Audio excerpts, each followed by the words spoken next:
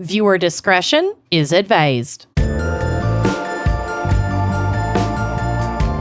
are listening to Wine and Crime, the podcast where two friends jug wine, chat true crime, and unleash their worst Minnesota accents.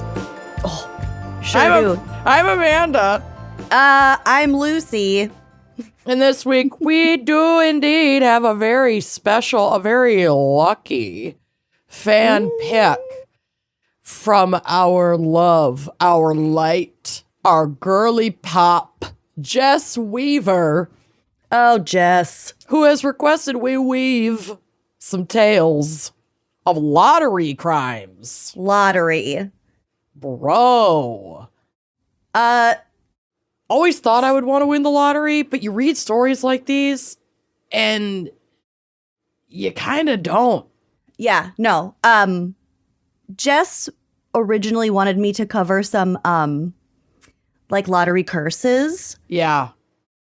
But I also nabbed her fan pick, and that was a lot. Yeah, I had to avoid it because it was like the top conversation around. Holy Because I don't know what, well, you had the fan pick, so you didn't search for like a catch-all. Because I thought about going kind of down that rabbit hole of like the lottery curses. They are really interesting and equally tragic stories to people whose lives were cut short after winning the lottery. I just didn't have, I don't think I had the fortitude to dig for something that I like specifically wanted. So then I shifted gears and Googled like people murdered after winning the lottery. And that's where the fanfic case that you're covering today really took the top slot. But then I went deeper into some like Reddit threads and things like that and just found something that I feel like didn't get quite as much like media attention. And it certainly doesn't have a ton of information on it. So my case isn't super long today, but it's really fucking sad shit. I think that, like, as far as the curses go, I mean, I can't really think of, like, a specific scenario off the top of my head, but I do remember E? The channel? Like E! True Hollywood Story. Yeah. Didn't they have, like, a whole show about lottery curse crimes, things like that? I mean, I feel like they did because I have this like weird memory of watching very specific, very produced stories about lotto winners who essentially won a life-changing, never have to work again amount of money, but then didn't take it as a like structured disbursement, whatever, took it in a lump sum with a bunch of the taxes taken out, and then just went nuts, went like hog wild, spending everything and getting into some really dark shit and then losing it all. And I just think that's it's like sad. That's money just makes people bonkers. It's kind of like the predictable effect of giving somebody a shit ton of money and then the relationships around them change. It boils down to greed, period. Like, we can call it curses, but just because there's a pattern doesn't mean there's not a pretty basic reason for it. And, you know, I want to be clear.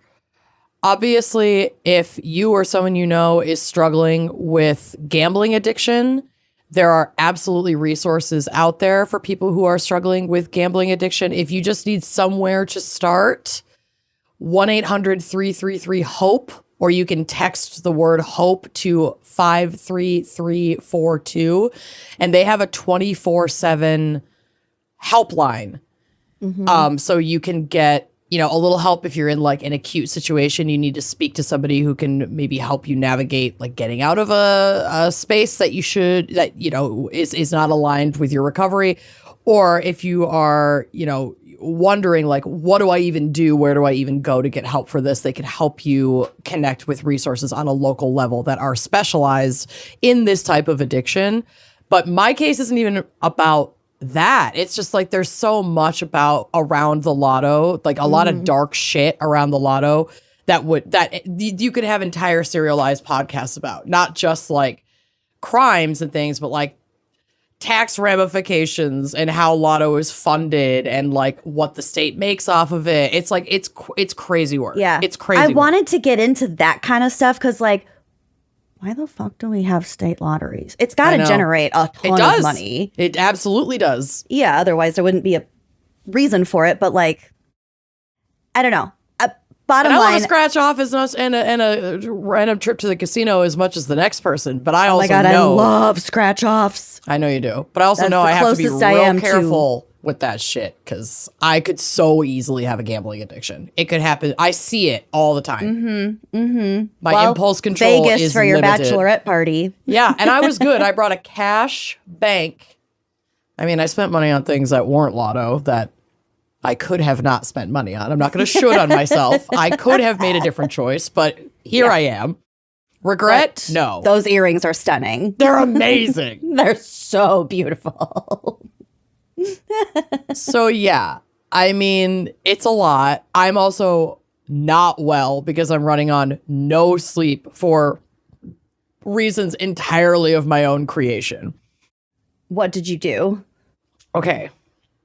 So I'm going to need to give you my Discovery Plus login because I did get a subscription that I will eventually cancel, but I got it for now just so I could access the first 5 seasons of an incredible show that hails from Minnesota, and it's called Decorating Sense, CENTS. Have I ever told you about Decorating Sense? Oh my God, yes.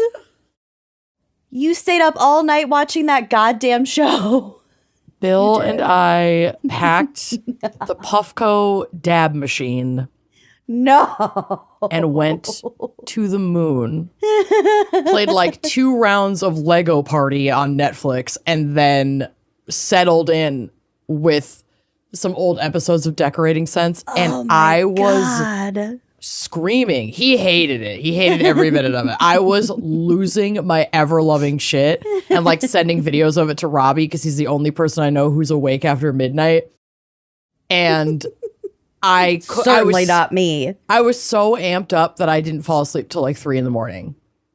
I couldn't. It's this the fucking best lady, Joan Steffand, who still lives nearby, I believe in Edina, and I want to get her on the show because, girl, I have questions. These makeovers. It's not Trading Spaces, but it's pretty similar. So this is like an OG Minnesota HGTV show that grew in popularity and ended up doing makeovers around the country, but was like based out of Minnesota.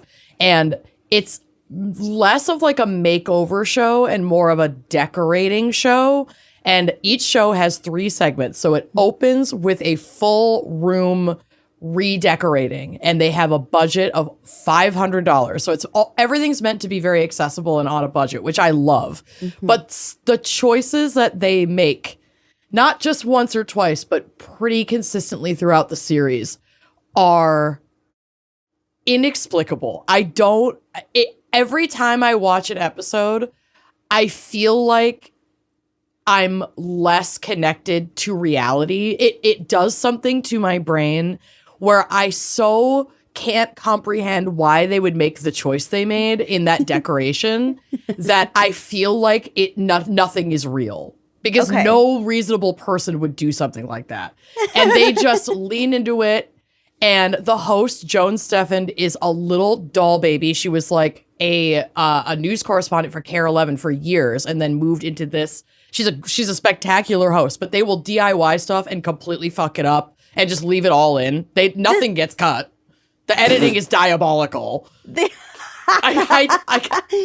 This is not the hay on the walls, right? Because that was Trading Spaces. But like Decorating Sense walked so Trading Spaces could run. So Hildy specifically from Trading Spaces could run. Yeah, they have a very similar haircut. It's spectacular. So that's like the first, and Joan is just the host. She's not the designer. She helps with everything, but there's different designers that they'll work with for different spaces. And they're all nuts.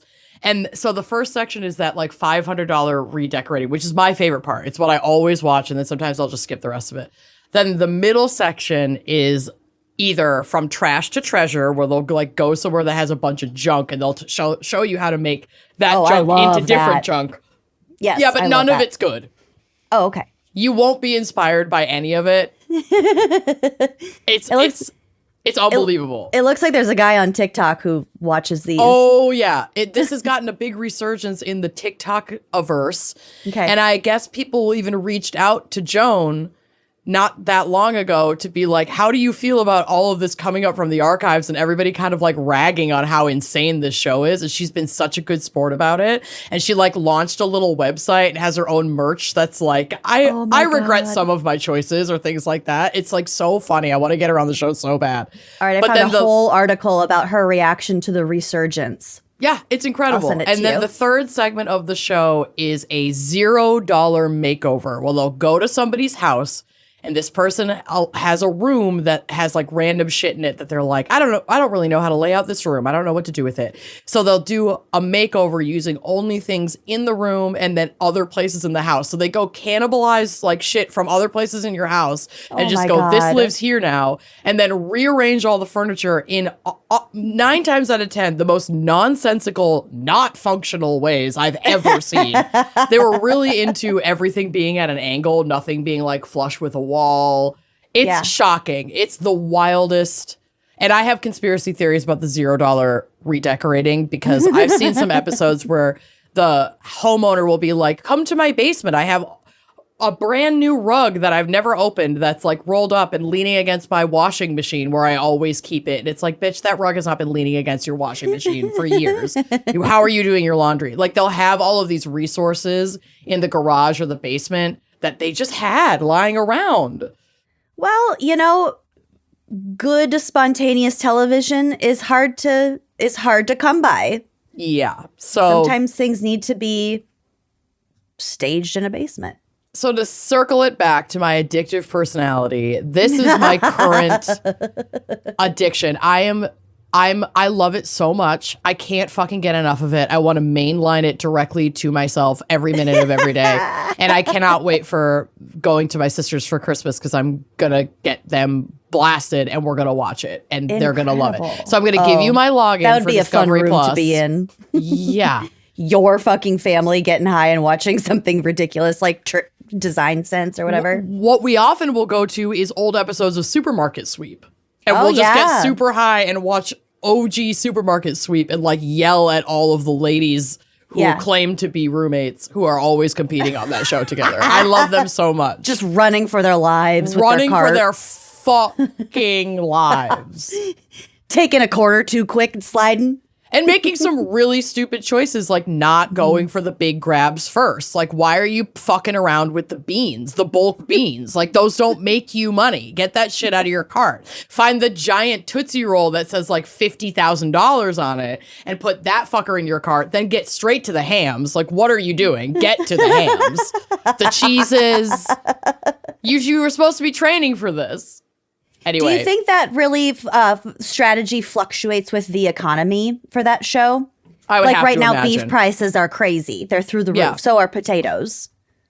Yeah, I would have to imagine. I feel like there was a revival of Supermarket Sweep that might have been hosted by, was it like Leslie Jones?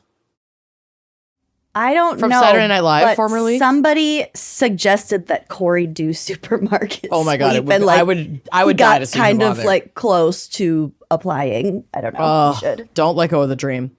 All right, so that's all the catching up that I have to do before we get into it. So should we get into the wine bearing? Yeah, let's do it. Because our fan picker, Jess Weaver, also wanted us to feature Lucky Day wines. Oh, out of California. I mean, I obviously, this is a perfect fit. Perfect. So they have like 2 flagship sweet wines. They are both 16% ABV, which she was very specific to make sure that I was getting the right one. And I found her, I promise. So you can check them out at luckydaywines.com. This is definitely something for the sweeter wine lover, or if you're looking to find a fun, sweeter wine that's great for like mixing spritzers and or making cocktails with a wine element, this is an awesome option. So I was drawn a little bit more toward the gold Lucky Day, it's a California Moscato. They both are. There's a gold and there's a red. So essentially all that means is there's one where like the skins were removed and it maintains a lighter color, and one where they used some red Moscato or Muscat grapes and kept the skins on. Is that really going to affect the flavor very much? I would imagine it does, because the skins do offer a lot of like changes on kind of like a molecular chemical level in terms of like tannins and, you know, it like strengthening the flavor profile in ways that pressing and fermenting without the skins does not. But I would imagine that they taste fairly different. But I don't know because I don't have them directly in front of me to find out. But you could, because on their website, on their website, you can also, they have a Find Now tab. So if you're interested in purchasing this, you can find where they have it locally. I believe you can also order it online. But specifically the gold, again, it's 16% ABV. And this one is, again, a California Moscato crafted with expertise from real sun-ripened fruit, which with rich flavors and natural sweetness. At 16% alcohol, our Moscatos offer wine drinkers a premium choice when selecting a higher alcohol sweet wine. Serve chilled while vibing to your favorite beats. So this is a very like citrusy, citrus-forward Moscato. The red is made with black Muscat grapes and has more of like a richer, darker fruit flavor. But this is definitely like a summer sipper, or I could see a really yummy, even like holiday altered sangria. That's what I kept thinking of in my head. Like maybe do something with like more of like a tart cranberry cocktail with it to sort of balance out the sweetness. Yep. Wouldn't that be good? Especially with the red, that would be super, super, super good. Yeah. So yeah, check them out, luckydaywines.com. I believe you can get this at Total Wine and a lot of other retailers. And if you are looking for something sweet or something fun to branch out this holiday season or at any point in your life, they're a great option. Yeah. I'm drinking water and smoking weed. This is my way. And this is where I will be. I have some wine open in my fridge. I might go grab some on our next break. Yeah, well, Haven't had wine in a while. You deserve it. Let's make that break happen right now. Oh my God, I love that idea. We're going to take a quick break to hear a word from our sponsors. And if you are not already a member of Wine and Crime Uncorked, this is a great time to join, because nobody has time for ads, and you can get all of our content ad-free over on Wine and Crime Uncorked, as well as bonus content, monthly happy hours, merch deals, pre-sale for live shows, discounts for virtual live shows, and much, much more constantly being added to the pile of shit we're throwing at you on Uncorked. It's a lot of shit. Y'all, it's so much. And we're very proud of it. So we want you to come enjoy that community. We love our Uncorked Coven, and y'all are literally keeping the lights on. So if you're looking for a way to support the show and keep the content flowing, this is the way to do it, babes. You can also gift a subscription to a Gateway Gal. You totally could. You totally could. All right, we'll be right back. Okay, we're back for Lottery Crimes. Lucy did not procure wine, but did procure a White Russian. So she's just fucking kidding. I got a White Russian. ready with your chopstick stirrer. It's so classic. Yeah. I know you, girl. That looks good. That looks real good. It's good color. Yum. So, what do you have for us for Lottery Crimes? I know you have the fan pick case, but is there anything else you threw in there, or are you just going to dive in? I didn't have time. I wanted to go into like state lotteries, all that stuff. I also remember you weren't in integrated math in high school, were you? I was not, and that was a mistake. I should have been in there. I loved integrated math. Yeah. And I don't think they offer it anymore. I don't think so either. But we had a whole unit on lotteries and gambling, like statistics. Mm-hmm. And like fascinating. The formula and the functions that go into like just that game of chance, depending on like how many dice you have, how many cards there are, how many suits, all that kind of stuff, all goes into different mathematical formulas and there are ways to figure out odds. Oh, yeah. And So that's- you learned card counting in your high school math class, which yes, I love. I can't believe I didn't take that class. It's applied math. Yeah. We learned about elections. Oh, I loved it. I fucking loved it. Anyway, so I was kind of thinking about that, but then I started reading about the fanfic case. It's a lot. It's a fucking lot. So I did spend all of my time budget for writing these notes on the case. So maybe there will be another Lottery Crimes episode in the future and I can cover all the nerdy shit. Okay. I feel like we need to start keeping a list, just like a shared document of I wanted to get to this, but I couldn't. Things to circle back to. Slop that then we could just chat about. Like you could use it for a drug dive. We could chat about it as bonus content on Uncorked. Just go a little deeper on the stuff we don't have time to get to in the, like you said, the time allowance of our show. I think that's a really good idea. I love During that. your case, I will start a document. Good call. Okay, so this is the story, not the story. This is a story, and it involves a man named Abraham Lee Shakespeare, which is one hell of a name. Strong name. Abraham Shakespeare. He was born on April 24th, 1966. He was a Taurus. I believe he was born and grew up in Lakeland, Florida. He did drop out of school after 7th grade, and either as a result of this or this is why, it was reported in a couple different places that he couldn't really read or write. And they used the word illiterate, but I feel like that's just kind of I don't know. It was just mentioned in several places. So, but that is an important detail, and we will come back. He was jailed once, and this just comes back to like public records because there's not a lot about him.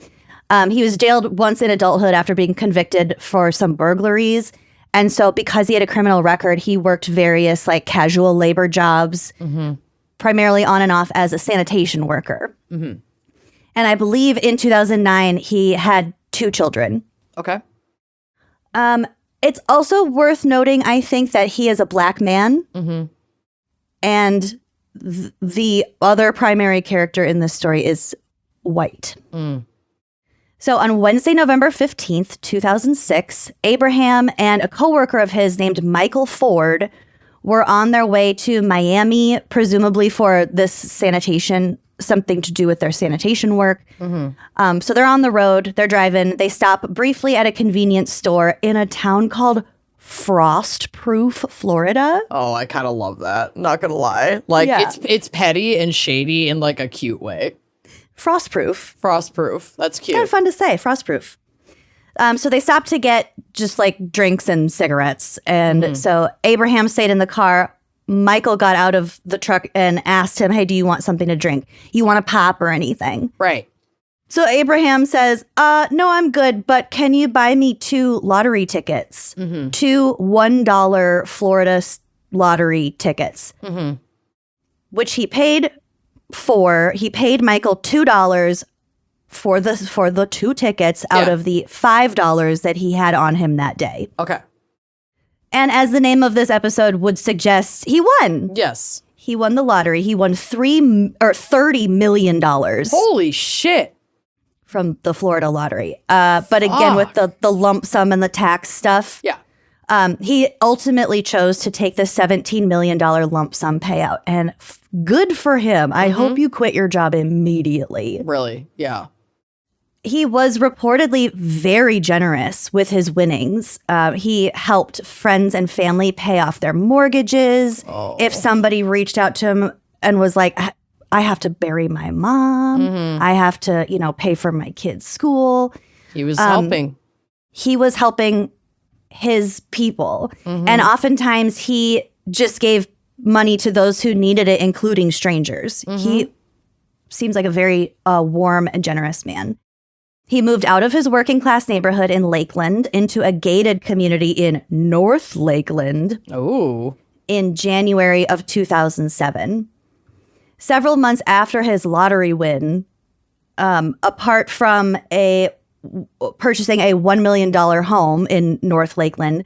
His only other major purchases for himself included a Nissan Altima and a Rolex watch that he got from a pawn shop. Hell yeah. A very practical car and something fun as a treat. Yeah. He wasn't being crazy with his own money for himself. He bought himself what he set himself up pretty well, and now he's helping out his friends and his family. Okay, going back, remember Michael Ford, the coworker? Yeah, who bought the tickets for him? Well, with his money, but ran in and grabbed the tickets. Mm-hmm. Yeah. In April of 2007, 6 months after Abraham won the lottery, Michael approached him and was like, hey, you owe me at least $1 million of your money. No, I sure as shit fucking don't, actually. But you can enjoy your day. Bye. So Abraham was like, no. No, I don't. So Michael sued him. He took him to court for allegedly stealing the winning lottery ticket out of Michael's wallet. Is what Michael's claiming. Absolutely the fuck not. This guy's a bitch. Yeah. So in October of 2007, a jury took just a little over an hour to rule that Abraham did not, in fact, steal the winning lottery ticket from Michael Ford's wallet. Nope. And he's just like everyone else, wanting something from him. Piece of the pie. Mm-hmm. Abraham's friends stated that he had expressed frustration with the constant appeals for money from both hangers-on and strangers. That's so fair. So like I said, he's helping out his people. Mm-hmm. But if random people like his hopefully former coworker coming up to him being like, give me $1 million. Fuck off. No way. Yeah. Bye. Yeah. So he told his brother, quote, I'd have been better off broke. And then told another close friend, I thought all these people were my friends, but then I realized all they want is just money. Oh, that's heartbreaking. So one of those supposed friends was a woman, this is the white woman, named Doris, maybe Doris, I think Doris Donegan Moore. She went by Dee Dee. Okay, Dee Dee. Yeah, Dee Dee. The name Dee Dee is a red flag in itself. It can be. Mm-hmm. Dee Dee was born on July 25th, 1972, making her a Leo. Oh, no. Actually following the assignment today. Right. Oops. She married a guy named James Moore in 1992. They had a son in 1995. They later divorced. Mm-hmm. She owned a business. She had her own business like entity called American Medical Professionals. Okay. Not the fuck clear. That means. Not clear at all what this entity is supposed to be functioning as. American Medical Business Things, LLC. American Medical Professionals. Yeah. Like, okay. I decline to look up any more about this fucking woman. I don't care. Dee Dee met Abraham in October 2008 when she approached him to write a book about his life. So Abe was like, oh, yeah, cool. I'll talk about my, Yeah. Someone wants to write a book about me. She appeared professional. I think she had some interviews with him. She hung out with him. And they launched a business together called Abraham Shakespeare LLC. Okay. I think she was like, hey, you've got all of this money and all of these assets. You should put it under a business umbrella. Yeah, let me help so that you can I'm a do business more owner myself. With it. Yeah. Right. Mm-hmm. Okay, so they launched this business together with his full name as the name of the business. Hey, when you got a great name like that, why bother getting outside name watering input? it down? Yeah, why bother? But wouldn't you know it, Dee Dee gave herself complete control of the firm's funds. Which would be fairly easy to do because she was probably going over contracts and things with him, a man who cannot read. Can't read. And saying, oh, this means this, sign here. So she's taking full advantage of him. Wow. Okay. She also somehow convinced him to transfer ownership of his house and, quote, other properties to American Medical Professionals or something. Yeah. There was also some detail about, we'll get to it. fishiness with the paper trail. Yeah, she's a shady bitch. According to Polk County records, of the $570,000 owed to Shakespeare, so of that, all that money he lent out supposedly to businesses or whatever, more than 2/3 of that was owned by American medical professionals. So it's just going right into her pocket. She was just taking his money. A banker later testified that Dee Dee and Abraham came into the bank together and deposited a check for $1.1 million into an account for which she gave herself sole authority to write checks. Wow. So he could never get that money back out without her. Yeah. Yep. Okay, so now it's 2009. On February 21st, Dee Dee buys a 2008 Chevy Corvette for her boyfriend, which cost $70,390.86. Ew, I hate her. She pays with a cashier's check from her American Medical Professionals LLC business account. It's a write-off.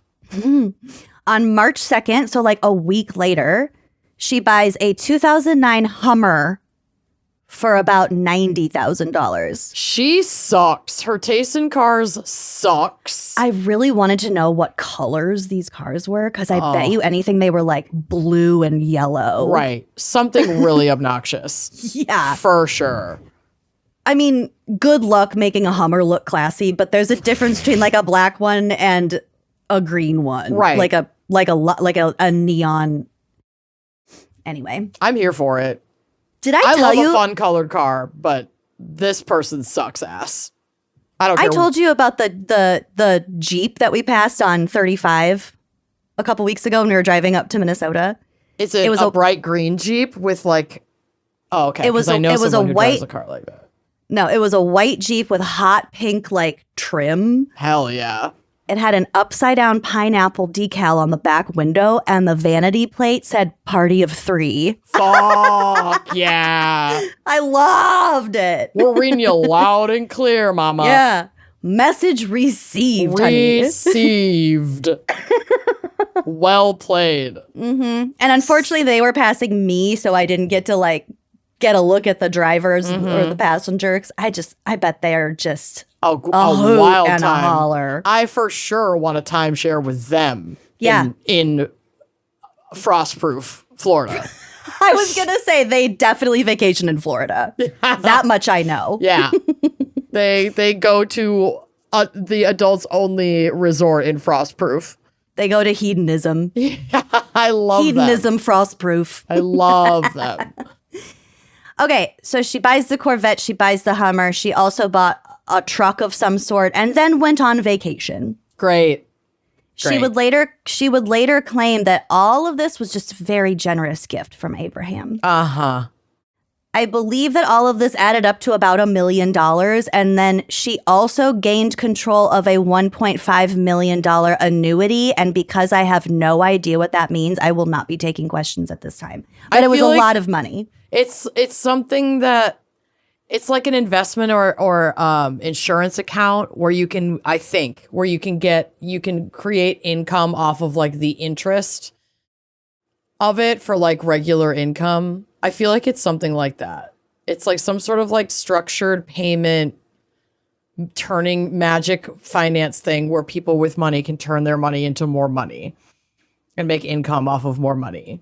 What if you have a structured settlement and you need cash now? You call JG Wentworth 877 cash now. Just saying. I've only heard old white men saying these words, so yes, I've officially tuned out. Yeah. And now one white woman. Yeah. And I don't care. So I don't need to be corrected. I'm probably wrong. I'm aware that I'm probably wrong. That's just There's like a high probability that you're wrong. That's just like the faintest thought of what comes up when I hear that word. And I don't care because I'll never be rich enough to have an annuity, whatever the fuck that is. We'll ask our accountant next time. We could text him right now. We could. We really could. But do we He said need to? ass in a text the other day. That he did. He's so made sassy. me so happy. He's so sassy. We love him. He does not listen to the show. We could say anything. Thank God. Right now. That's the only way that we would agree to hire him. You can't listen. Okay, so all of that, what I just read to you, happened February, March, April-ish. Span of a few months. Yeah. Rapid fire spending spree. Quite rapid fire.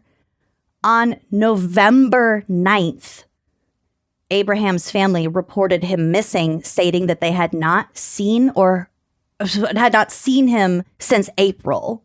No. April. His family didn't live that far away from him. Oh, no. Family and friends had originally hoped he had taken his money and was living on a beach somewhere in the Caribbean.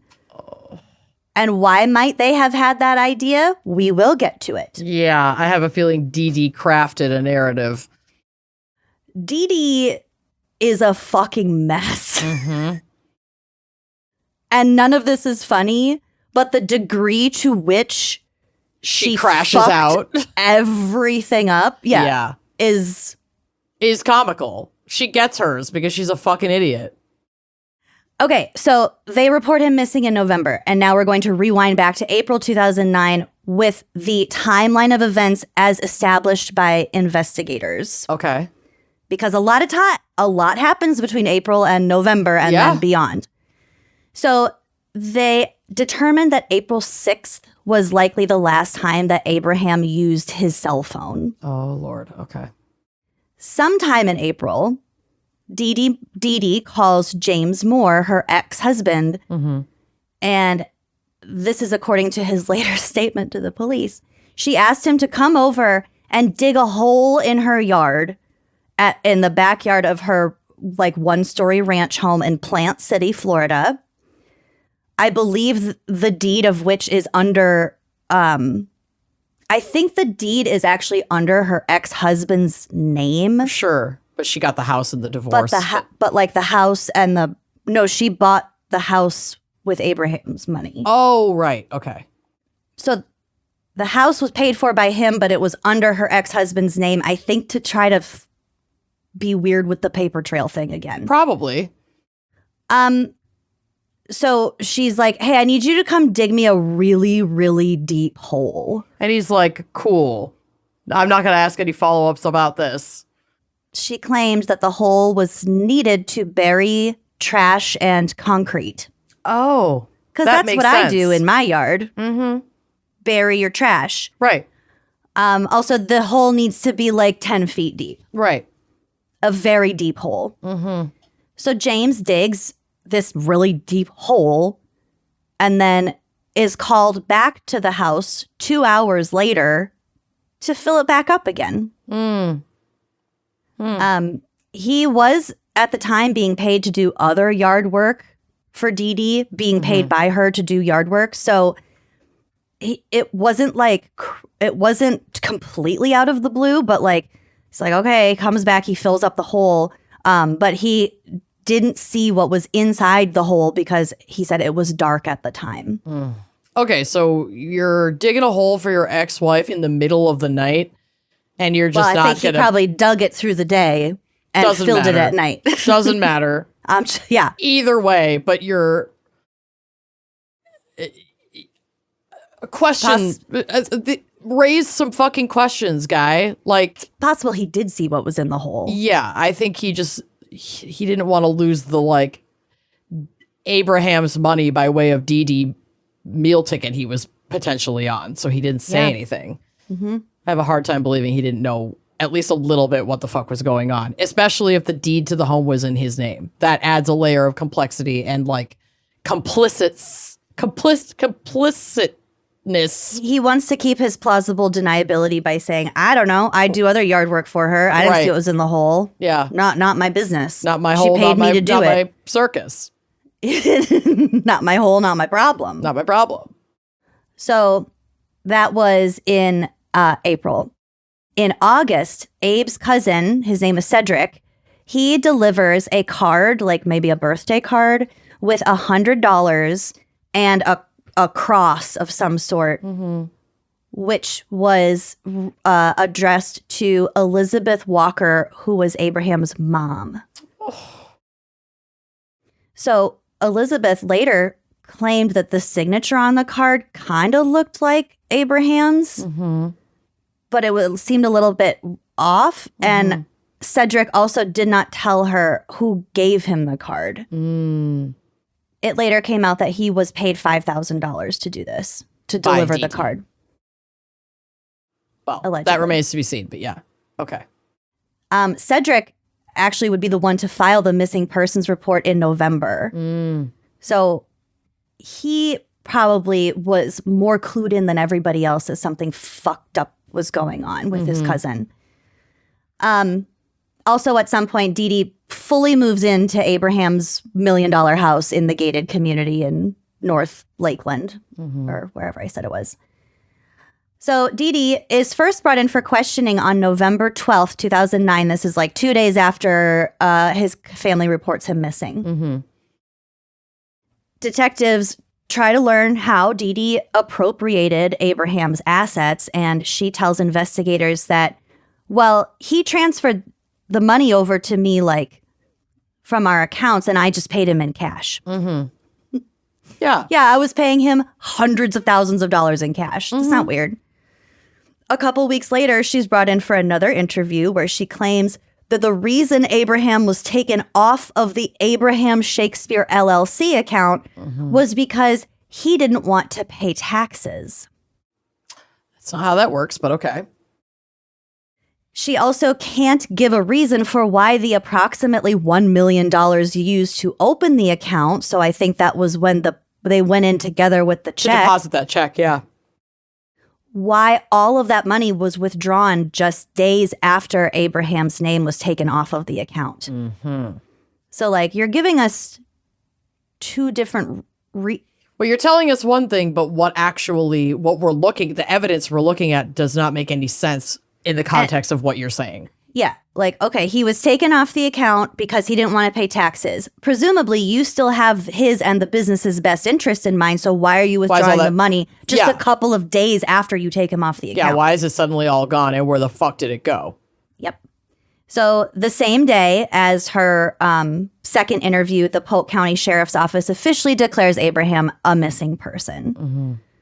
On December 3rd, Dee Dee claims that the reason why some of Abraham's assets went into her business account, the American Medical account, was because Abraham was trying to avoid paying child support. Okay. And the reason why I wanted to mention the races of these two individuals is because she's building off of these racist stereotypes. Tropes. Yep. There are more. To dehumanize a black man to get the heat off of her for killing him and stealing all of his fucking money. In the hopes that the whole thing will just be dismissed as, oh, he was just a piece of shit and he got his money and moved away. Never to speak to his family or his kids or his friends again. Right. She knew exactly what she was doing. Yeah.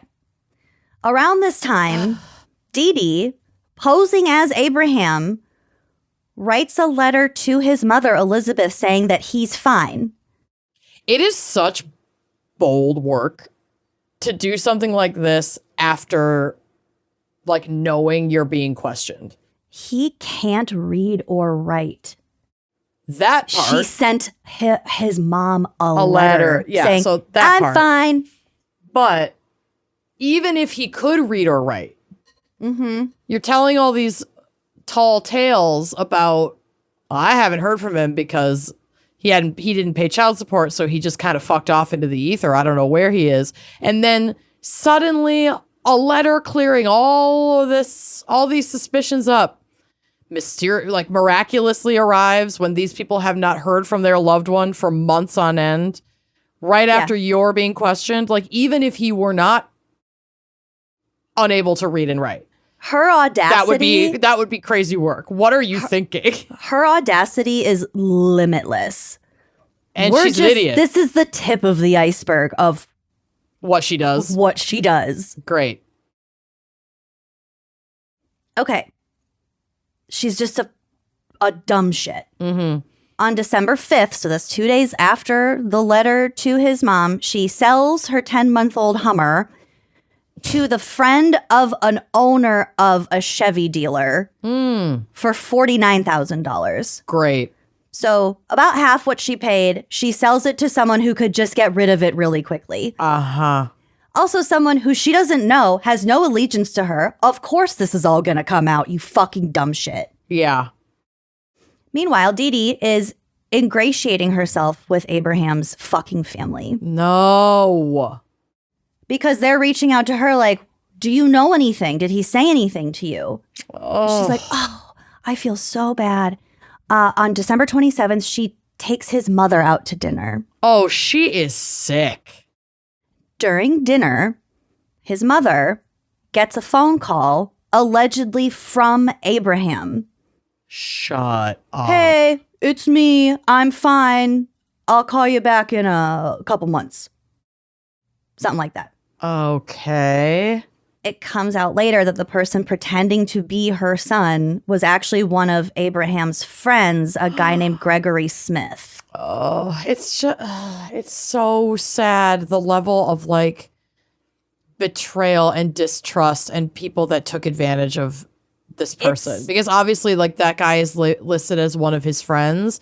We don't really know how long they knew each other, but clearly if they knew each other before he had the money, then something changed. And now he was a target. Or if they met after he had the money, then that friendship was never a real friendship. It just breaks my fucking heart. I'm going to read the next part, and then I will share with you a quote from Cedric that might shed some light on their motivations. Okay. Okay, so Gregory Smith was the one who made the phone call to Abraham's mom. Mm-hmm. The cops were able to figure that out pretty quickly, and the next day they found him and they were questioning him, and he agreed to cooperate with the police. Like, he was like, okay, yeah, that's actually kind of fucked up. Yeah. So the jig is up. I'm gonna just sing. So Gregory turns pretty fucking quickly. And then Cedric is quoted in another article saying something like, I delivered the birthday card because I could see how upset my aunt was, and I thought it would bring her some measure of closure or comfort to think that she was hearing from her son. Yeah. So I mean, okay. But he also got paid. Both of them also got paid to do it. Yeah. I mean, I think that is an easy statement to make in hindsight. I'm not excusing. And no, I don't think you are. I'm just processing. It's terrible. It all does come out because both of these guys agree to cooperate and get everything out in the open in the end. Yeah. Okay. In January of 2010, Dee Dee contacts Gregory, so the friend that she had paid to call his mom, and she asks, pretend to be him. But also, at this point, Gregory is working with the cops. So Dee Dee calls him and asks him if he knew of anyone who would be willing to admit to law enforcement that they were responsible for Abraham's murder. Oh, wow. Hey, okay, girl. Do you know anyone who I could pay $50,000 to take responsibility for this, take all the heat off my back and just put it to bed? For sure. So then we get an undercover cop. Uh-huh.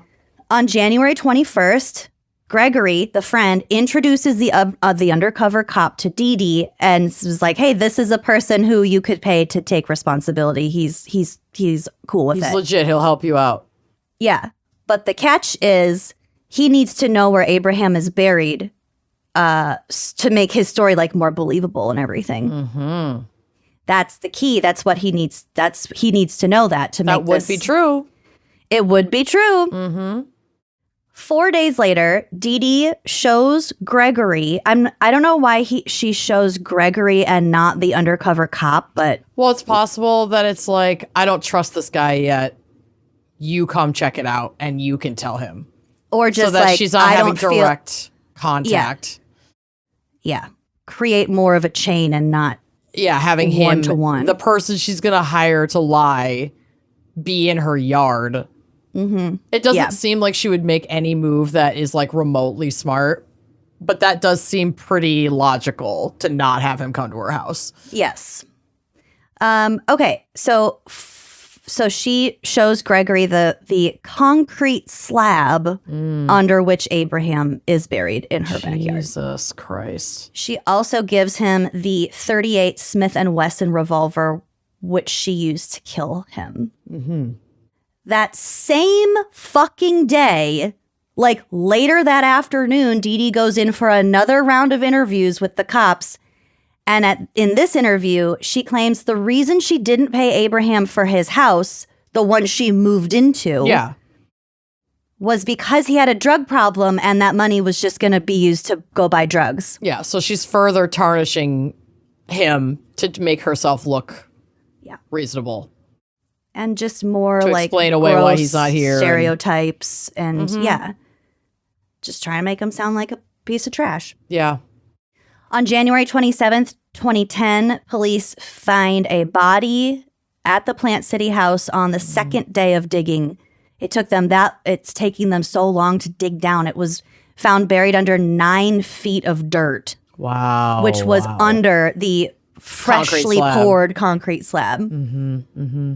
The next day, James Moore, the ex-husband, is interviewed by detectives, and that's when he tells them about digging the hole and filling it back in April. Because now we're in January. My God. Oh, this poor man. On January 29th, the body was identified as that of missing Abraham Shakespeare, and he was 42 years old when he died. Oh, God. So that's the general timeline of the activity, but there are so many more details that I wasn't really sure where to plug them in. So I am just going to read you these couple of paragraphs from Wikipedia because this is where she really shows how fucking stupid she is. Okay. Before police found Shakespeare's body, Dee Dee said that he had decided to leave town and had gone to Texas, Jamaica, Puerto Rico, or Orlando, or was sick in the hospital. Oh, okay. Any of the above. So she must have told his family that he was in Jamaica or Puerto Rico or something. So they were like, oh, hopefully he's just living his best life on the beach somewhere. But she also says Texas, Orlando, and he's in the hospital. She also said that Abraham was tired of people asking him for money, so she helped him, like, get out of town without telling anyone. Okay. After police found his body under a concrete slab in the backyard of the home she had put in her boyfriend's name. Okay, so it wasn't the ex-husband, it was her current boyfriend's name that she had put the house under. Got it. Okay. But her house, her former home where she buried him, might have had her ex-husband's name on it. No, the home where she buried him, she had bought using Abraham's money. So she bought it with his money and she put it under her boyfriend's name on the deed. Okay, got it. So and then after she killed him, she moved herself into his $1 million house. Got it. Okay. Okay, so she told police different versions of what had happened to Abraham, blaming drug dealers, a lawyer, and her 14-year-old son. Oh my God. Yeah. The depravity of this fucking woman. There is no bottom that she could possibly fucking reach. And then she also later said that she had killed Abraham in self-defense. Oh my God. This racist bitch. I hate her. I know. After his disappearance, Dee Dee, who was living in his house, kept using his cell phone and sending text messages to his friends and relatives, pretending that she was Abraham. Recipients thought they did not sound like him, and again, were suspicious because he cannot read and write. Or write. Why is he texting? I mean, obviously, there are a lot of ways to text without typing. Like, there's voice to text. But she probably wouldn't be smart enough to employ those methods to come across more like him. There was no thought or preparation behind any of... she forged a letter. She's from a man who can't write. Loon. Yeah. She really thought, like, and you know what? Not to her credit, but like we live in a society built on a system that taught her that he's an older black man who is not educated. 42. I know, but like he's not a child, I guess is what I'm saying. Yeah. He's an adult. Right. Like no one's gonna care. And unfortunately, historically, she's correct about that. She did this so egregiously that there was no question. But like, frankly, it is very troubling that had she been smarter about this, there is a world where she could have gotten away with it. Mm-hmm. Mm-hmm. And that wouldn't be shocking to me. Yeah. Yeah. For every crime that is solved, it just makes you wonder how many fucking aren't that are almost identical to this bullshit. Mm-hmm. So when people were getting these text messages and then they would text back and they'd ask him questions that she couldn't answer, didn't know the answer to, then she just wouldn't reply. Uh-huh.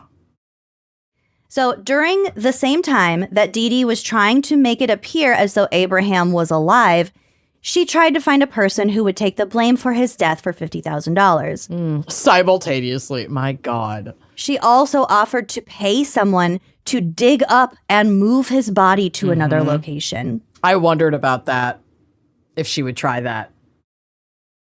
She literally put a fucking patio, essentially, on top of... It's like, why not just put a giant bullseye where you clearly dug up earth?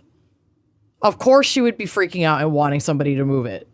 Also, when you dig a hole, and regardless preach, of whether... And first of all, very difficult. Let it out, honey. Put it in the book. When you dig a hole, whether or not you put something in it and then you fill it back in with the same dirt, there's going to be a mound there for years. Yep. It will never settle the same way with the same amount of dirt. So you're going to have a pile of dirt somewhere. Yep. Or you're going to have this big hill. And I'm assuming there was a pile of dirt because she put a fucking concrete slab over it. Yep. Yep. You know, some people have never dug a hole and it shows. It really does. Okay, so here's more property record like confusion. Property records show that Dee Dee's company, American Medical Professionals, purchased Abraham's $1 million house. Mm-hmm. She told investigators that she paid him $655,000 for his home and paid $185,000 for outstanding loans, which were actually worth much more than that to others. However, there is no evidence showing she paid him anything ever. If anything, she moved his money back and forth. And then, I could see her trying to look at those transactions and go, see, this is where I paid this. And it's like, no, bitch, it's not. She also offered, she offered the mother of one of Abraham's two sons a $200,000 home if she would lie to detectives and tell them that she had seen him recently. What the fuck? So she has now gone after his friend Gregory, his cousin Cedric, the mother of one of his children. I mean, she's offering them money. She's spinning the fuck out. She's fully crashing out. Mm-hmm. And she being paid, very foolish. And she paid Cedric through the investigation of Dee Dee, it was learned, oh my God, it was learned that she had once staged a scene to fraudulently keep a vehicle that was in danger of being repossessed after falling behind on the payments. Mm-hmm. So that was the problem. And this is how she decided to solve that problem. Mm-hmm. She had someone store the car in a garage and then pretended that she was kidnapped, sexually assaulted, and carjacked. Investigators claimed she taped her own wrists together and threw herself from someone else's car. It's a very high level execution of like the white woman tears, white woman victim complex. She's trying it in every capacity that she possibly can, and she took a rape exam at a hospital. I mean, after this, it's diabolical. It's diabolical, and obviously some people believe their own delusions. Yeah, and it sounds like Yeah.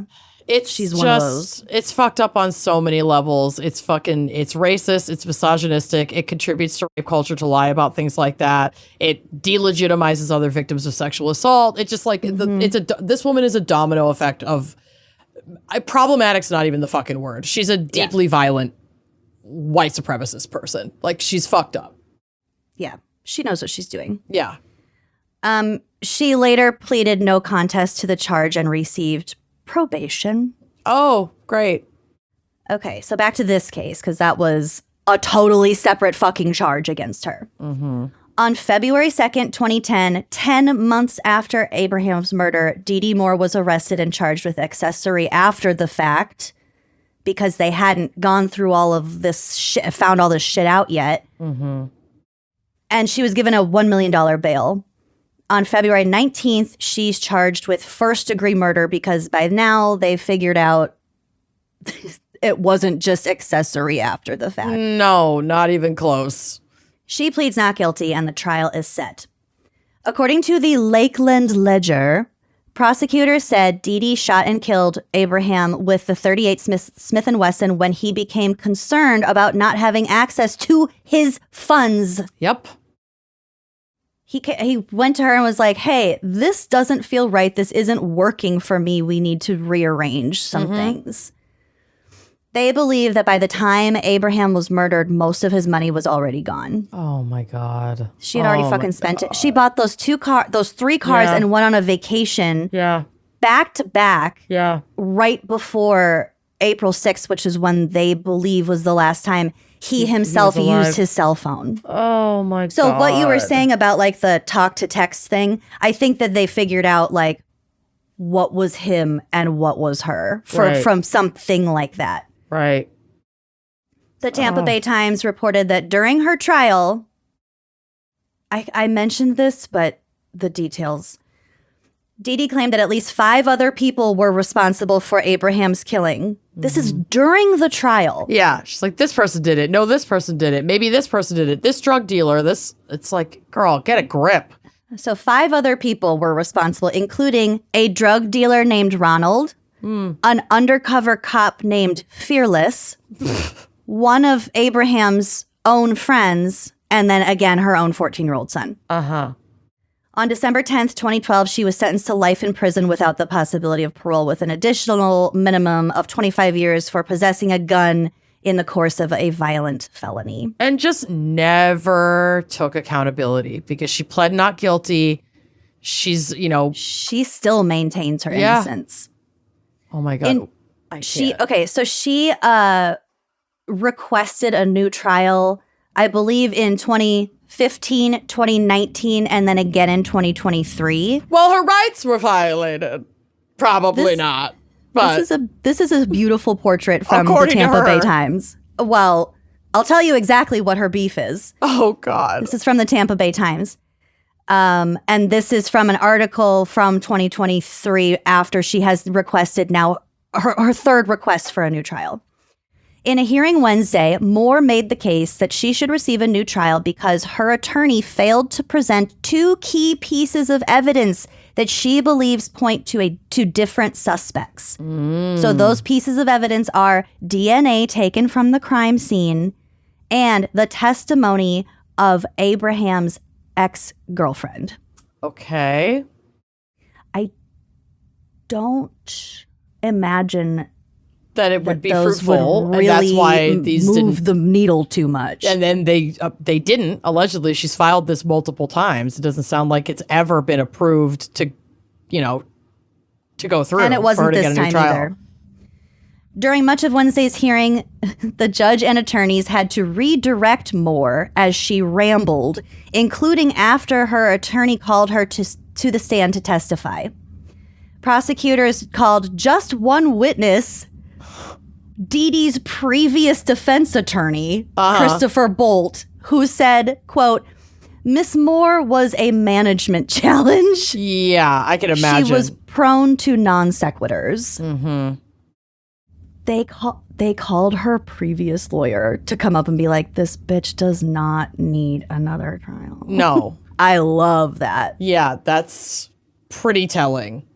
So she, like I said, maintains her innocence from behind bars, saying, quote, "It was wrong. There was no reason for him to pass away over money. But for them to lie in public and say that I took his money, the whole situation was so stupid," end quote. Uh-huh. Girl. How dismissive. Oh, it's sick. It was it's so sick. stupid. Yeah. And then yeah. I saw another article. I didn't have access to read the whole thing, but it was something like recently as this last summer, she openly supported a new bill that would protect the identities of lottery winners because it puts them in danger. Oh my God. I mean, okay, girl, she needs something to do in there. Yeah. Make an impact, I guess. But just can you pick something different? I know. Pick a different cause Or to you back. could just, you don't have to be an activist from prison. You could just be quiet. It's like silence is an option. You could just fuck off. You could For most people it is, but for some people it is clearly not. Yeah, go read some books, learn a trade. Isn't that fucking nuts? Leave everyone the fuck alone. She's diabolical. That's a nutty case. Yeah. Oh my God. That's why, all the little details, and there was just more. Oh, her last name is Moore, but there was always more. Yes. More stupid fucking shit that she tried to pull. Oh my God. And this poor guy. I know. This His lovely poor man who was just literally in the wrong place at the wrong time to come across this fucking lady. He did nothing wrong. No. Oh my God. Oh. Well, yeah. Thank you for that. And to our fan picker for picking that case out. I had not heard of this case. It's wild. It's fucking bonkers. Well, mine is much less twisty-turny, but let's take a quick break to hear another word from our sponsors, and then we'll wrap it up with another lottery crime. Sounds great. Okay. I have another story for you that is sad. So Great. Let's just get into it. Sad me up, baby. Sad you up. So our story begins in the Mott Haven neighborhood of the Bronx in June of 2018 with 73-year-old Owen Dillard. This man is a doll baby. He was a fixture in his community. He was remembered by his neighbors as a sweet, kind, generous, community elder, basically. He was often seen, killed me. He was often seen outside his neighborhood bodega, handing out dollars to the neighborhood kids to get their candy and snacks. Honey. He was like everyone's grandpa. When he saw someone needing help carrying their groceries or getting a stroller up over a curb or a step, he was the first one on the block to swoop in and help. He took care of everybody around him. Like I said, he was like a grandpa to the whole block. And neighbors were devastated after his passing, testifying that his legacy would live on through the many lives he touched and his smile and wise words. Oh. And frankly, that was what drew me to this case, how warm, gentle, kind, and beloved this man was. And the other victim in this case, who we'll get to, and just how senseless and cold these murders were, and just money and desperation. It makes you crazy. It makes you crazy. Money, man. And truly is the root. Yeah. And this was not, millions of dollars by any stretch. This would be considered a small, it's a life-changing amount of money. Don't get me wrong. But this would be considered a pretty small lottery win. So Owen Dillard's life was violently cut short on the night of June 11th, 2018. Police arrived at his Beekman Avenue apartment around 8:30 p.m. after receiving a desperate 911 call from his fiancée, who returned home to find Owen in their apartment, unresponsive and covered in blood. Oh. Police arrived and found Dillard fatally stabbed multiple times with wounds to the neck and face. It would be the wounds to his neck that ended his life. Oh my God. 73. 73 years old. And engaged, but I feel like he and his partner had they had just been engaged for a long time. They're both getting older. They probably weren't in any like rush to get married. Yeah. An elderly relationship. Yeah, and he's just like he's like retired. He spends most of his days like chilling at the bodega, buying scratch offs and handing dollars out to like the neighborhood kids. Mm-hmm. Like the quietest, gentlest little life. A benign man. Yeah, never bothered anybody. So Owen had recently experienced a stroke of luck. The reports were a little vague on this. One report said he won $10,000 in a scratch-off lottery prize. Another said he won $50,000.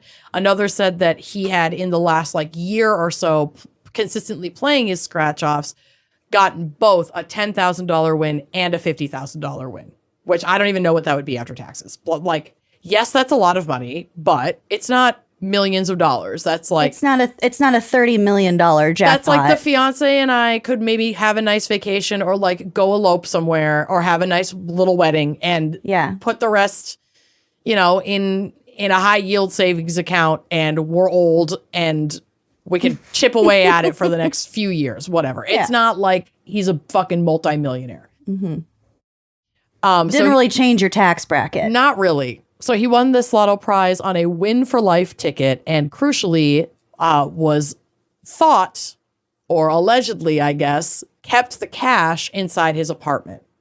So like this is what was believed, is that he had won these lottery like ticket scratch offs and he cashed out and he just stashed the cash. Excuse me, I hit my mic. Stashed the cash in his little apartment. That's not that crazy. It's not that crazy because it's not like, I mean, I wouldn't keep that much. I don't have cash around, thousands but like, of dollars, but I mean, it's not that crazy to me. It's also sort of like a older man thing to do, don't you think? It seems kind of quaint to not trust banks. Yeah. Oh, yes. 100%. This grandpa I lived through Black Tuesday or whatever that was. Yes. Like, you lived through the Great Depression. I don't know that. I can't do math. But yeah, maybe you don't trust banks, and that's okay. So Dillard had several nieces and nephews, and his nephew Shabazz Muhammin revealed that Owen was also terminally ill. He had received a cancer diagnosis in his, in the last several months, and he did not have a lot of time left. So he really was just kind of winding down, doing his thing, playing his scratch offs, and enjoying life. He just wanted to live out his life comfortably and quietly with his fiance and with like his sweet routine in the little community block. That's it. He was going out anyway, guys. Like that feels important to me in the context of what happens here. His murder. Yes. It's like, what are we fucking doing? This is a dying man. Like, leave him the fuck alone. Oh, I thought, okay. It almost came off as, well, she was moving anyway. No, I don't mean to justify it. I mean that, like, it adds a level of absurdity to it because this man leave him alone. Leave him alone. He was literally, he had months left to live. He was an older man with cancer, with a terminal cancer diagnosis. And he still became the target of a brutal fucking murder. Like, what the fuck? Yeah. Let this man die peacefully in his home with his little pile of cash that he allegedly had in his apartment. That might pay for a funeral. Funerals are so expensive. I know. So the person authorities eventually focused on was another of Dillard's nephews, and actually the brother of Shabazz Muhammin, and his name was Idris Muhammin. At the time, he was 45 years old. He was originally from Georgia, but he was living in New York. The investigation revealed that on June 11th, 2018, Muhammin had gone to his uncle Owen's house and demanded money because he had heard that Dillard had recently won the lottery and that through the grapevine, he just keeps it in cash in his house. Are Idris and Shabazz brothers or like cousins? They're brothers. Oh, okay. Yep, they're brothers. But like, the family, I think, is like relatively close in communication. So him winning the lottery and like nephews and cousins and people hearing about it and is par for the course. Like this, that wasn't, from everything that I read, which again, isn't much, but like Shabazz was not part of this. He didn't like feed information to his brother Idris. Idris acted of his own volition, and the additional extended family did not have anything to do with it. He was motivated by his own desperation or whatever mental health shit he was going through. And everybody else was just chilling. Like, good for you, Uncle Owen. Mm-hmm.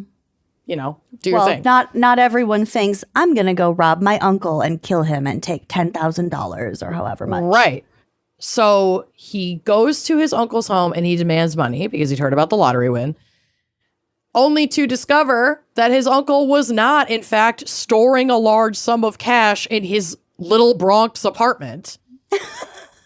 But again, don't blame him if he was. No, like literally either way, it would be completely sensical to me, but he wasn't, which actually makes this so much worse because then he's pissed and desperate, and you know there's no money, so he's angry. Things are not going according to plan, and he puts his uncle, his 73-year-old uncle who's dying of cancer, in a chokehold and starts stabbing at him in the face and neck. Oh my God. And kills him. And he left the apartment with what I could only see reported as, quote, a few dollars in cash.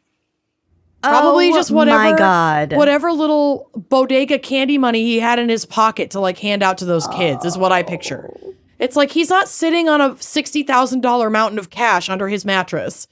He probably spent some of that money, put some of it away, and then had a little bit for like just his little daily routine. His scratchers. And his own nephew murdered him over it. That is so sick. Also, so he had facial stabbings is so disturbing. It's really There's freaks me something out. about that really, no. It's really sad. It's so scary. It just like, reading this sent a fucking chill down my spine. Yeah. So video surveillance had put Idris Muhammad at the scene, like entering and leaving the apartment building right in alignment with the timeline. You know, the fiance coming home a little bit later, discovering this scene, calling the police. And an ambulance came and he was pronounced dead at the scene. 1 month later, almost exactly to the day, while Idris was still hiding from authorities, he's still in New York, but he's kind of like bouncing around everywhere. People can't find him. He's also desperate for money because what he thought was going to be this like big ticket robbery of his uncle did not pan out.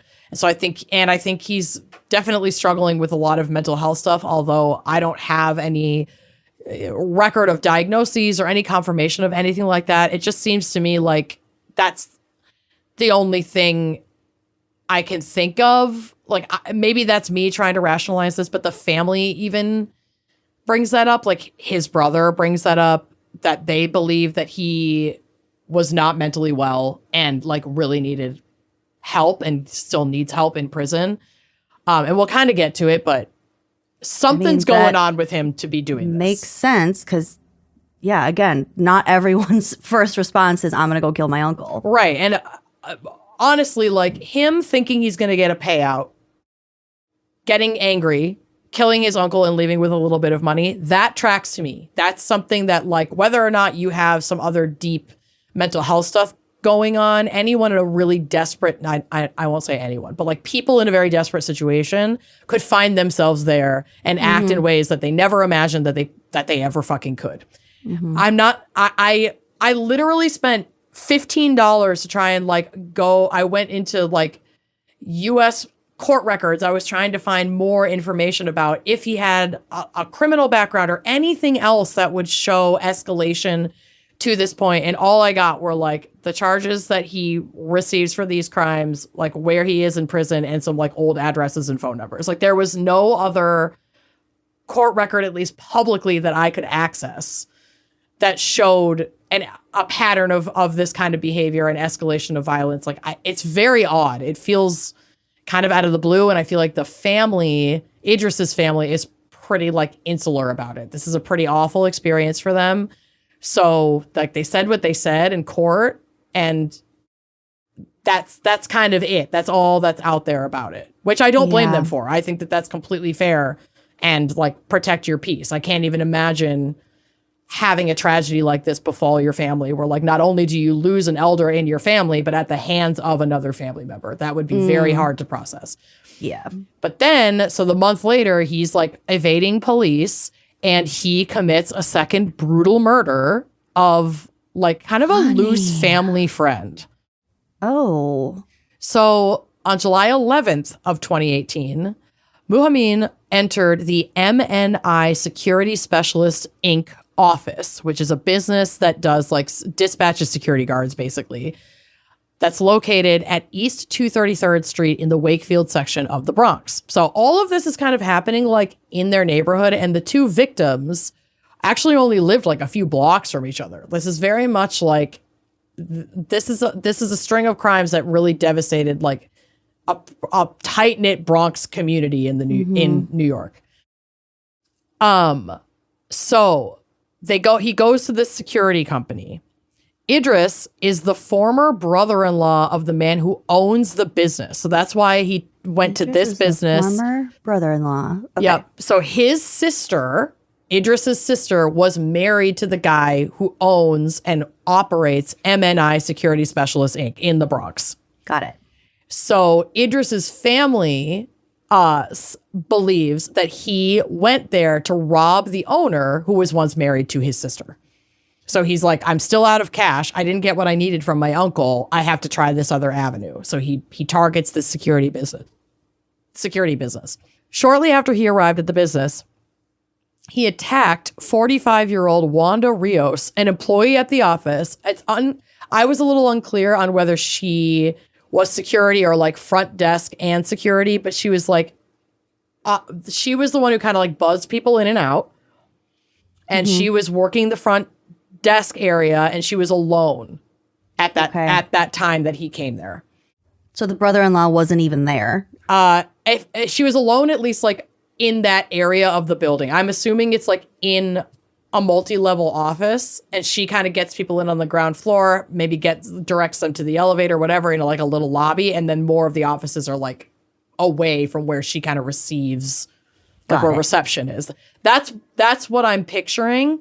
But again, there wasn't a lot of information about this, but that is the only thing I could think of that's like, well, why would she's at work, why would she be all by herself? But I think that's likely what the layout situation was. So he arrives at the business, he attacks her. So video surveillance had shown that she let him into the establishment. She buzzed him in. She spoke with him, and like most likely because she recognized him from his sister's former marriage to her boss. She'd probably seen him around there before. Then they started to talk at first. It's unclear what that conversation entailed because there's no audio on that video footage. But a fight ensued pretty quickly after he got into the building and started talking with her, and ended with Idris stabbing Wanda Rios repeatedly with a screwdriver. Oh my God. Again, inflicting wounds to her neck and face. Jesus. And like I said, she was alone in that portion of the building at the time. And so he does this, he like steals some electronic equipment that's nearby, and then he leaves, and a coworker finds her like a little while later, like I think over an hour. Is she alive?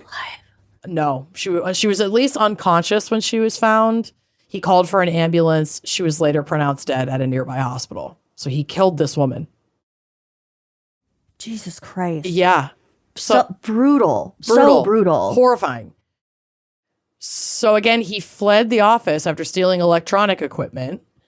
And I have to imagine like the conversation that they had was about money or theft. And when she like didn't agree to his demand, he killed her.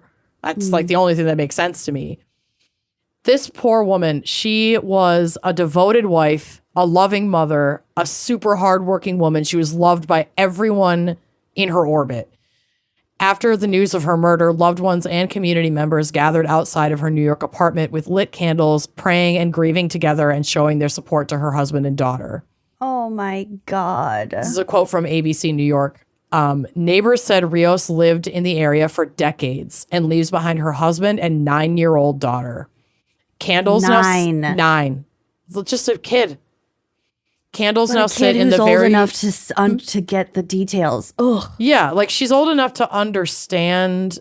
I know that's almost worse. I mean, there's no way to even like quantify it. It's all awful. Like, it's all awful. The hierarchy of loss, like it exists, but it also doesn't. Like that. Yeah. You know, it's to lose a family member. Period is a devastating experience, but to lose them in such a violent and senseless way, so pointless. Pointless. This woman had nothing to do with anything going on here. And frankly, neither did Owen. Both of the victims in this case were just fucking living their quiet, beautiful, lovely little lives. And minding not their bothering own anybody. Business. In fact, like charming the pants off of everyone who ever fucking met them. Like, yeah. Truly just leaving a legacy. Yes. Of just, like deep roots in the community, lived there for decades, was raising her baby there, going to work. Like, it's so That's fucked horrific. up. This goes on to say, candles now sit in the very same spot where her little girl rides her scooter. What are we going to do now, friend? Jarlene Castro said. What did she do to deserve this? It crushed my heart because now she has no mother, her daughter, and her husband is upstairs hurting. The memorial outside of her Cypress Avenue apartment building is something friends say they never imagined they'd have to make for Rios, a caring mother, wife, and all-around good person. Beautiful person, friend Trina Hook said. I don't understand what happened and why. Now an innocent little girl is without a mom. She only had one daughter. Girl, when I say I was crying in the bathtub while I was like reading about this shit. Yeah. It's just, it's too much. Mm-hmm. You know, it's like we talk about so much death on this show and it doesn't always bother me, you know, and maybe it should. Maybe that's a reflection on me. I don't know. But it's just like the world is so dark and so scary and there's so much death and there's so much destruction. And it's like, I feel like it doesn't mean anything. It doesn't mean shit. And like we get desensitized to it in such massive degrees, especially when we're seeing death on our phones all the time on like a huge scale, that I think sometimes we forget that like these are entire worlds that are eliminated. And like sometimes just looking at these like pretty small, just lovely little lives, like that's most people. Nobody fucking deserves to be violently removed from the planet under any circumstances. And, well, under some circumstances, I'll admit that. But you know what I mean? Like, yes, it's just like when you zoom in so far on these stories like this, where there's so little information about this story, but the information that was in abundance was how loved these people were. And that like really sits with me. And I feel like we can do better, like in our own personal lives, at applying that level of like honor and love and respect across a lot of these stories that we're bombarded with every day, and just like remember that these are real people, you know, at the center of all of this. And that's somebody's entire fucking world that's now gone. It just, it's just heartbreaking. I'm too close to my period to really engage with this. So I know. I'm just gonna stay quiet with my white Russian for right now. I'm almost done. And it's the holidays. I'm like emotional as we record this. I know that there's a lot influencing how I'm feeling right now, and I can own that. And also, like, what we're talking about is still true. Hit the nail on the head. It can all be true. So the severity of Idris's crimes was reflected in the initial charges that he faced, which were multiple murder counts in both the first and second degree, as well as 2 counts of first-degree manslaughter, 4 counts of robbery in the first degree, and strangulation counts. The motive seemed clear: money and desperation, but his mental health was called into question on top of all that. And this moment really was like, I don't know. I have a hard time, even in the face of some of the worst things that you could possibly imagine. I have a hard time believing that people are inherently evil, I think that's too black and white a way to see the world. It's too convenient. It's too convenient. It doesn't leave any room. Some people are massively evil, but then that you hear doesn't a mean detail like this, and it makes you wonder. Oh, God. Is he sick? Is he deeply unwell? Most likely. Is he evil? I don't know. That's for other people to decide. I am not the judge, jury, or executioner. That's between him and his God. But during the court proceedings, he displayed disturbing behavior, namely, and this all comes from witness reports from inside the courtroom because there were no cameras allowed in the courtroom. But when Idris entered the courtroom on maybe even, I don't remember on what day of his trial it was, but it was pretty early in his trial. He blew a kiss to Wanda Rios's devastated husband, Nathaniel Rios, who was in the courtroom that day. Oh, my God. Yeah. And the courtroom erupted. It was people were screaming and swear. I mean, I know that you're supposed to maintain the utmost decorum in a courtroom, but I would have lost my shit. I don't fault the people affected by this who freaked out when the man who killed your wife, your loved one, is waltzing into the courtroom and blowing a kiss to your widower. It's already it's the chilling. worst day of your life. Yes. Oh, that's so fucking gross. Yeah. Relatives and friends of Rios are responding to this, understandably so. Court officers had to intervene, restraining people who are trying to get at him. Again, can't blame them. Would have been one of them. Yeah. I think they had to pause, take a recess, and back it up and try to move forward again. But yeah, you're already experiencing one of the most horrific things ever. And then it's already horrific to have to go to a trial like this.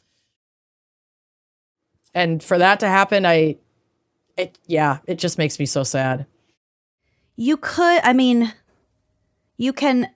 I think, pretty easily make the case that he is a sick person. Individual. Mm-hmm. Definitely but not, that doesn't, not well. But that doesn't. It's not an excuse. But that doesn't require you to necessarily have compassion for them. And I don't. Maybe that's a hot take, but you could. Yeah, I have some empathy. You're not compassion. You're not obligated to. No, you're not obligated to give somebody that kind of grace just because. No, they're not, through and through evil. Maybe it is something out of their control, but no, you don't owe that to a person who takes the life of the love of your life. No, and for what it's worth, Idris's brother Shabazz did acknowledge, obviously, the gravity of the situation and how horrific all of this is, and said that he believed his brother's mental health had, in his words, been compromised. So he was going through something, and he suggested that he believed he was using drugs. Again, all possibilities. At the end of the day, his family, Idris's family, did express hope that he would get help and, quote, get his mind right, and that they were praying for not only their brother, but his victims and their loved ones. Ultimately, he took a plea deal. So on January 4th, 2022, Idris pleaded guilty to 2 counts of first-degree manslaughter. So he was sentenced for those killings of his elderly uncle and their family friend to 24 years in prison in February of 2022. And then should he be released at the end of those 24 years, it will be followed by 5 years of post-release supervision.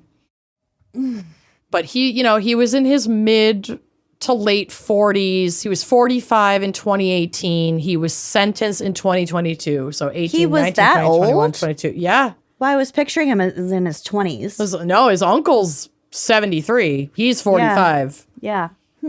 So at the time he was sentenced, he was 49. He's spending 24 years in prison, potentially. I think it's possible that he will be released when he's much older. I mean, he'll be pushing 70.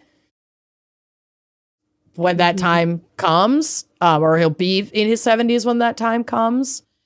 But I hope that the families, both Idris and Owen's family and Wanda's family have found some solace in community and solace in the trial being over, and feel that justice was served. I don't know. I don't have quotes from them.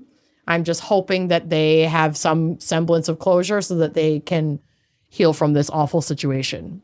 Jesus Christ. So yeah, think about that. Think about all this before you play the lotto, people. It might not be the life. God. Well, it certainly would be a life-changing event, but not necessarily in the way you anticipate. Trust no one. Trust no one, and don't Lean underestimate deeply into your community, but don't trust any of them, okay, people? And don't underestimate the power of greed. And don't underestimate the importance of body language. Sick. Yeah, I'm depressed now, so I'm gonna go eat cheese, because that always helps. And get the Puffco out and play a little bit more decorating sense. Try to be in bed by 7. I have heard my assignment.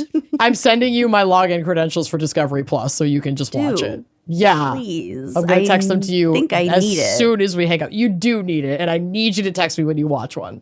Okay. I can even give you recommendations on give me a season and an ep, and that's the one I'll go to first. Okay. I don't want to start at the beginning when they're still finding their feet. You know what I mean? Oh, honey, they're always finding their feet. It does not matter where you start. You really could throw a dart at a map of episodes and you'll find a gem. But okay, I have a couple standouts that I think you'll appreciate. Okay, I'd love to hear them. All right, my loves. Thank you for listening. Sorry. Thanks, Jess.